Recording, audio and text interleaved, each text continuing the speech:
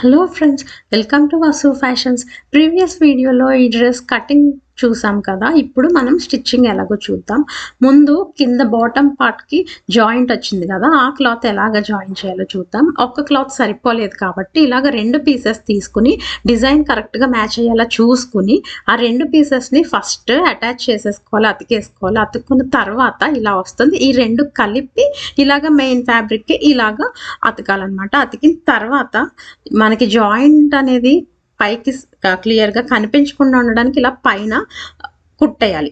ఇలాగ చిన్నగా మనకి అతుకు ఎక్కడ వచ్చిందో దాని పక్కనే ఒకే లైన్లో కుడుతూ వెళ్తే మనకి జాయింట్ అనేది తెలియదు. డిజైన్ మ్యాచ్ చేసుకోవడం చాలా ఇంపార్టెంట్ అనమాట. ఇప్పుడు ఈ జాయింట్ పైన కూడా ఇలాగ అతికేయాలి. అతికిన తర్వాత ఎక్స్ట్రా ఉన్నదంతా కట్ చేసేయాలి. కట్ చేస్తే మనకి ఇలా ఉంటుంది. థ్రెడ్స్ ఇలా వచ్చే చోటేమో ఓవర్లాక్ చేసుకోవాలి. చేసుకున్న తర్వాత మనకి చూడడానికి ఇలా ఉంటుంది. ఇప్పుడు లైనింగ్ కూడా ఆల్రెడీ నేను అటాచ్ చేశాను. క్లాత్కి అంచు ఎక్కడ ఉందో అక్కడే తక్కువ వచ్చింది కాబట్టి వేరే క్లాత్ కూడా అంచు ఎక్కడైతే ఉందో అదే అటాచ్ చేసుకోవాలి. అప్పుడే కరెక్ట్గా ఉంటుంది. తర్వాత ఇలాగ కట్ చేసేసుకోవాలి. కట్ చేసిన తర్వాత ఇది క్రేప్ కాబట్టి చూడడానికి ఇలాగ ముడతల్లా వస్తే ఇలాగ సాగదీయాలి. సాగదీస్తే కవర్ అయిపోతుంది. ఫైనల్గా ఇలా వస్తుంది అనమాట. ఇప్పుడు నెక్ కుట్టడానికి మెయిన్ ఫ్యాబ్రిక్ అంటే body main fabric wrong side పైకి వచ్చేలాగా లైనింగ్ పైన పెట్టాలి. పెట్టిన తర్వాత అప్పుడు కుట్టాలి. డోరీ కూడా ఈ కుట్టేటప్పుడే ఈ మెయిన్ ఫ్యాబ్రిక్కి లైనింగ్ ఫ్యాబ్రిక్కి మధ్యలో ఇలా పెట్టి కుట్టేయాలన్నమాట. స్టార్టింగ్ కరెక్ట్గా 2 క్లాత్స్ కరెక్ట్గా ఉండేలా చూసుకుని పాదం ఎంత అయితే వెడల్పు ఉందో అంత వెడల్పు తో ఖర్చు పెడుతూ కుట్టుకుంటూ వెళ్ళాలి. ఈ షేప్లో కుట్టాలి. బిగినర్స్కి మనకి ఈ షేప్ కరెక్ట్గా పెట్టడం వీలు అవ్వకపోతే కనుక మీరు పిన్స్ పెట్టేసుకుని ఇంకా కూడా కష్టం అనిపిస్తే ఒక పెన్తో కానీ మార్కర్తో కానీ ఇలాగా ఎక్కడైతే కుట్టాలో లైన్గా అలా గీసుకుంటూ వెళ్తే దానిపైన స్టిచ్ చేయొచ్చు అనమాట. ఇక్కడ కూడా ఇలా డోరీ కరెక్ట్గా పెట్టి అడ్జస్ట్ చేసుకుని కుట్టేయాలి. ఇలాగ నెక్ చుట్టూ కంప్లీట్గా కుట్టేసేయాలి. అడ్జస్ట్ చేసుకుంటూ ఎక్కడ మనకి షేప్ అనేది వంకర్ రాకూడదు. ఎందుకంటే పాట్ నెక్ కదా, క్లియర్గా వచ్చేలా చూసుకోవాలి. కంప్లీట్ అయిన తర్వాత ఇలాగా చిన్న చిన్న కట్స్ పెట్టాలి మొత్తం నెక్ చుట్టూ కూడా. ఈ డోరీ దగ్గర ఈ కార్నర్స్లో ఇలాగా కట్ చేయాలి. ఇక్కడ చూపిస్తున్నట్లు కట్ చేయాలన్నమాట. అలా కట్ చేయడం వల్ల మనకి షేప్ అనేది కరెక్ట్గా వస్తుంది. తిప్పిన తర్వాత రివర్స్ చేసిన తర్వాత ఇప్పుడు మొత్తం నెక్ అంతా ఆల్మోస్ట్ 1 ఇంచ్ గ్యాప్తో ఇలాగా మొత్తం కట్స్ పెట్టుకోవాలి. డోరీ దగ్గర అయితే ఇలా కట్ చేసేయాలి. కట్ చేసిన తర్వాత ఇది మెయిన్ ఫ్యాబ్రిక్ లైనింగ్ ఫ్యాబ్రిక్కి ఇలాగా రివర్స్ చేయాలి. చేసిన తర్వాత చూసారా డోరీ ఇలా లాగితే కరెక్ట్గా వచ్చింది, నీట్గా వస్తుంది అనమాట. నేను ఇందాక చూపించినట్లు కట్ చేస్తే ఇప్పుడు ఫింగర్తోనే ఇలాగా గట్టిగా ప్రెస్ చేస్తూ వెళ్ళాలి. లైనింగ్ కాటన్ కాబట్టి ఇలా ప్రెస్ చేయడం వల్ల మనకి షేప్ అనేది కరెక్ట్గా వస్తుంది. ఇప్పుడు చివరికి అంటే చాలా ఈ చివరికి కరెక్ట్గా నెక్ షేప్ ఎలా అయితే ఉందో అలాగే కుట్టుకుంటూ వెళ్ళాలి. ఈ స్టిచ్ అనేది వంకర్లు లేకుండా చూసుకోవాలి. దానివల్ల నెక్ చూడడానికి చాలా నీట్గా ఉంటుంది. ఇలా కుడితే మనకి పైపింగ్ లేకపోయినా కూడా ఫినిషింగ్ చాలా నీట్గా ఉంటుంది అనమాట. బిగినర్స్కి అది చాలా యూజ్ అవుతుంది. పైపింగ్తో కొంచెం కష్టం అనుకునే వాళ్ళకి ఇలాగా కుట్ట. ఈ స్టిచ్ చేసేటప్పుడు లైనింగ్ క్లాత్ అనేది పైకి కనిపించకుండా జాగ్రత్తగా కుట్టాలన్నమాట. ఫినిష్ అయిన తర్వాత ఇలా ఉంటుంది. చూసారా ఎంత నీట్గా వచ్చిందో. ఇది ఫ్రంట్ నెక్ అనమాట. ఫ్రంట్ నెక్ నేను ఎలా కుట్టాలో ఆల్రెడీ సెపరేట్ వీడియో చేశాను. ఆ లింక్ డిస్క్రిప్షన్లో ఉంటుంది చూడండి. ఇలా నెక్ కుట్టిన తర్వాత లైనింగ్ మెయిన్ ఫ్యాబ్రిక్ ఇలా చుట్టూరా రన్నింగ్ స్టిచ్ వేసేసుకోవాలన్నమాట. ఫ్రంట్ బ్యాక్ 2 క్లాత్స్కి కూడా ఇలాగా లైనింగ్ మెయిన్ ఫ్యాబ్రిక్ కలిపి కుట్టేయాలి. కుట్టిన తర్వాత ఇప్పుడు షోల్డర్ అనేది ఇలాగా కుట్టాలి. కుట్టిన తర్వాత ఓవర్లాక్ చేసేయాలి. నీట్గా ఫినిషింగ్ ఉంటుంది. ఇప్పుడు హ్యాండ్స్ అటాచ్ చేసుకోవాలి. హ్యాండ్స్ స్లీవ్స్ కోసం ఎప్పుడు కూడా మనం ఫ్రంట్ సైడ్ ఎక్కడ వస్తుందో ఇది క్లియర్గా చూసుకుంటూ కుట్టాలి. కావాలంటే ఇలా మధ్యలో నుండి స్టార్ట్ చేయొచ్చు. స్టార్ట్ చేస్తే చూసారా మనకి కరెక్ట్గా వచ్చింది. మనం మెజర్మెంట్స్ తీసుకున్నాం కాబట్టి. లేకపోతే ఇలాగ ఒక కార్నర్ నుండి కూడా స్టార్ట్ చేయొచ్చు. బట్ మధ్యలో సెంటర్ పాయింట్ షోల్డర్ లైన్ దగ్గరకు వచ్చేలాగా మాత్రం చూసుకుని కుట్టాలి. కుట్టిన తర్వాత ఇలా ఉంటుంది అనమాట చూడడానికి. ఇప్పుడు ఈ bottom part body part attach చేసేద్దాం. లైనింగ్ రైట్ సైడ్ పెట్టాలి ఫస్ట్. తర్వాత ఈ బాడీ అనేది రైట్ సైడ్ పెట్టి తర్వాత main fabric bottom main fabric wrong side పెట్టి ఇలాగ ఈ 3 ఇలాగ నేను చూపించినట్టు పెట్టి పిన్ చేసేయాలి. పిన్ చేసేసి అప్పుడు 3 కలిపి అటాచ్ చేయాలి. లైనింగ్ రైట్ సైడ్ ఏంటి అనుకుంటున్నారా? లైనింగ్కి కూడా మనం జాయిన్ చేసాం కదా, అతుకు అనేది లోపలికి వెళ్ళిపోయేలాగా చూసుకోవాలి. అందుకు రైట్ రాంగ్ సైడ్ చెప్తున్నాను. కుట్టిన తర్వాత ఇలా ఉంటుంది అనమాట. కరెక్ట్గా మనం కొలతలు తీసుకుని కట్ చేసాం కాబట్టి చూసారా ఏది ఎక్కువ అవ్వలేదు తక్కువ అవ్వలేదు, బాడీకి కరెక్ట్గా సరిపోయాయి అనమాట. బాటమ్ పార్ట్ కుట్టిన తర్వాత ఓవర్లాక్ చేసేస్తే ఇలా ఉంటుంది.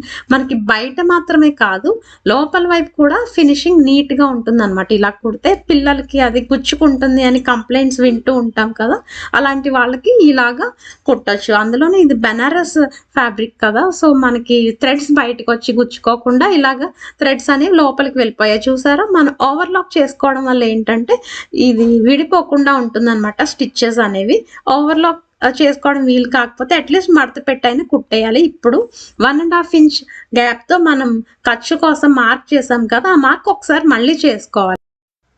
మార్కింగ్ అనేది థిక్ గా కనిపించడం కోసం అనమాట. ఇప్పుడు బాడీ ఎక్కడైతే అటాచ్ చేస్తామో అక్కడ నుండి కిందకి 6 ఇంచెస్ 6 ఇంచెస్ దగ్గర చూసుకొని మార్క్ చేసుకోవాలి. ఎందుకంటే ఈ 6 ఇంచెస్ తర్వాత నుండి మనం లైనింగ్ మెయిన్ ఫ్యాబ్రిక్ సెపరేట్ చేస్తాం అనమాట.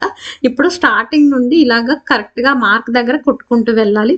ఇప్పుడు ఆ హ్యాండ్స్ అటాచ్మెంట్ అనేది కరెక్ట్ గా వచ్చేలాగా చూసుకోవాలి. పైన కింద కూడా అడ్జస్ట్ చేసుకుని ఇలాగా ఈ ఎక్స్ట్రా ఖర్చులు అనేది బయట వైపుకి ముందు వైపుకి వచ్చేలా చూసుకుంటూ కుట్టాలి, అడ్జస్ట్ చేసుకుంటూ కుట్టాలి. ఇప్పుడు ఈ జాయింట్ ఉంది కదా బాడీ ఇంకా బాటమ్ పార్ట్, ఆ జాయింట్ అనేది కరెక్ట్ గా వచ్చేలా చూసుకొని కుట్టాలి. ఇక్కడ వరకు కుట్టిన తర్వాత ఇప్పుడు 4 పొరలు అడ్జస్ట్ చేయాలన్నమాట. లైనింగ్ మెయిన్ ఫ్యాబ్రిక్ ఇంకా మెయిన్ ఫ్యాబ్రిక్ లైనింగ్, ఈ 4 పొరలు సమానంగా వచ్చేలా పట్టుకొని ఇక్కడ మనం పక్కన ఇలా ముడతలు అవి రాకుండా ఇలా అడ్జస్ట్ చేసుకోవాలి. చేసుకొని ఈ 4 ఫ్యాబ్రిక్స్ సమానంగా చివర్లు సమానంగా వచ్చేలా పెట్టి 6 ఇంచెస్ వరకు మనం లైన్ డ్రా చేసాం కదా, అక్కడ వరకు ఇలాగ పెట్టి కుట్టేయాలి. ఈ 6 ఇంచెస్ వరకు కూడా 1.5 ఇంచెస్ వెడల్పు అవసరం లేదు, ఎందుకంటే ఇది జస్ట్ మనం కుట్టడానికి మాత్రమే కాబట్టి ఈ బాడీ ఎక్కడైతే ఎండ్ అయిందో అక్కడి నుండి నెమ్మదిగా తగ్గిస్తూ వెళ్ళాలి. ఇప్పుడు ఏం చేయాలంటే ఈ లైనింగ్ అనేది కింద పైన కూడా ఇలాగా తీసి సెపరేట్ గా పైకి పెట్టేయాలి.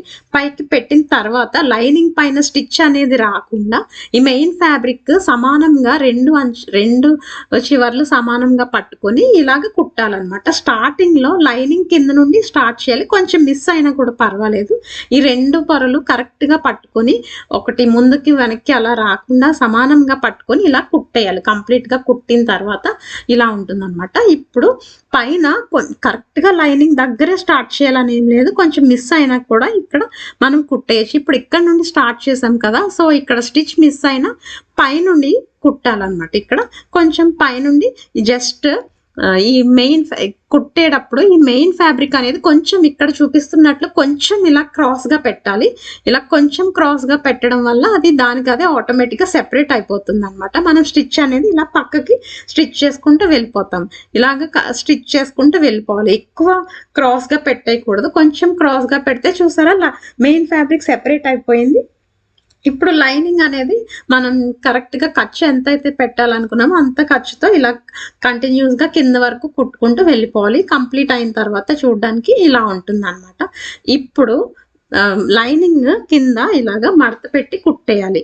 కుట్టిన తర్వాత ఇలా ఉంటుంది, డబుల్ ఫోల్డ్ చేసి కుట్టాలి. మెయిన్ ఫ్యాబ్రిక్ అనేది ఇక్కడ నేను పీకో చేశాను, పీకో చేస్తే చూడడానికి ఇలా ఉంటుంది. చూసారా జాయింట్ అనేది మనకు అసలు తెలియట్లేదు. చూసారా మనం డిజైన్ మ్యాచ్ చేసుకొని కుడితే ఇలాగే ఉంటుంది. ఇక్కడ జాయింట్ వచ్చింది, యాక్చువల్లీ బ్యాక్ సైడ్ కి ఇక్కడ రాదు, వెనక వైపుకి వేరే సైడ్ లో వస్తుంది జాయింట్. అది కూడా చూద్దాం ఎలా ఉందో. చూసారా అది కూడా కొంచెం డిజైన్ అనేది కొంచెం మ్యాచ్ కాలేదు, బట్ స్టిల్ మనకి చూడడానికి అయితే బాగానే ఉంది. ఇంకొకటి ఏంటంటే ఇక్కడ మనకి క్లాత్ తక్కువ ఉన్న క్లాత్ ని అడ్జస్ట్ చేసి కుట్టాం కాబట్టి బ్యాక్ సైడ్ డిజైన్ అనేది రివర్స్ సైడ్ లో వచ్చింది.